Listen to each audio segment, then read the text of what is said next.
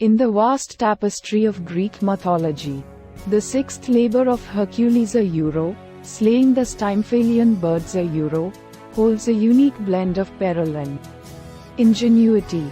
Set in the dense and inhospitable marshes of Stymphalus in Arcadia, this tale is not merely about brute strength, but also about Hercules Euro cunning and the divine intervention that often marked his quests. The Stymphalian birds were no ordinary avians. These creatures were monstrous.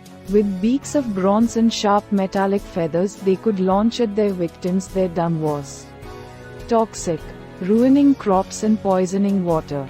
And their cries could frighten even the bravest of warriors. These birds were also sacred to Ares, the god of war, adding a layer of divine complexity to the task at hand. Tasked by King Eurystheus to rid the marshes of these deadly creatures, Hercules set out for the lake Stymphalus, where the birds had taken refuge. The environment was against him from the start. The thick underbrush and swampy ground made it difficult to navigate, and the birds remained aloft, out of reach of his arrows. As Hercules pondered his predicament, Athena, the goddess of wisdom and war, came to his aid. She presented him with a pair of bronze crotala Euro, noise-making clappers that had been forged by a god Hephaestus.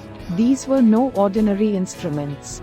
Their clanging was so loud and piercing that it could scare the birds into flight, making them vulnerable to attack.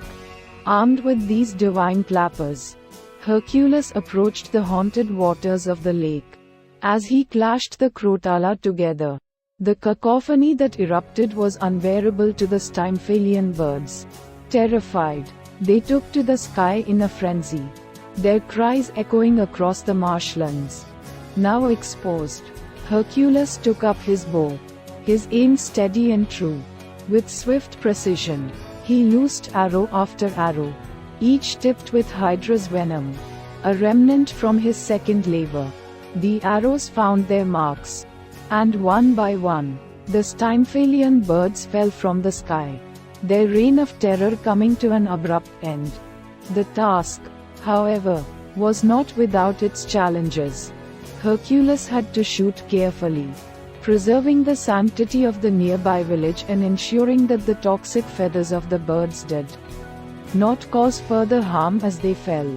His efforts were methodical, calculated, and executed with a hunter's precision and a hero's bravery. Once the deed was done, the marshlands of Stymphalus were transformed. No longer a place of death and decay, it became habitable once more. The waters clear, the lands fertile. Hercules, having completed his task, proved once again that he was not just a mighty warrior but also a protector of the people. Upon returning to Eurystheus, Hercules reported his success. The king, fearful and awestruck by Hercules' Euro ability to vanquish such supernatural force, grew ever more resentful and fearful of the hero. Yet, with each completed labor, Hercules' Euro legend grew, drawing the attention and admiration of mortals and gods alike. The labor of the Stymphalian birds thus serves as a reminder of the multifaceted nature of heroism.